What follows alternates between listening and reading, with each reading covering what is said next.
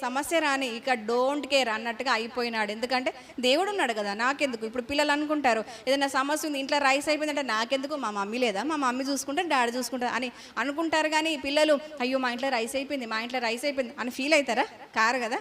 అట్లనే దావీదు ఎట్లా మారిపోయినాడంటే, సమస్య వచ్చిందా నా దేవుడు చూసుకుంటాడులే, సింహం వచ్చిందా దేవుడు చూసుకుంటాడులే, ఎలుగుబంటి వచ్చిందా దేవుడు చూసుకుంటాడులే.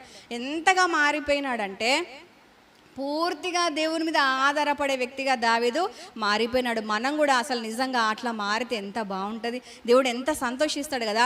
ఏ సమస్య రాని, ఏ పెద్ద కష్టము రాని, ఏ అనారోగ్యం రాని, ఎలాంటి పోరాటం రాని, ఏం కాదులే దేవుడు ఉన్నాడులని ఉరికిపోయి దేవుని దగ్గర, దేవుని పాదాల దగ్గర మోకరిల్లి నువ్వు చూసుకో దేవాని మనం ఆయనకు అప్పగించి మనం నిశ్చింతగా ఉంటే చాలా సంతోషిస్తాడు దేవుడు.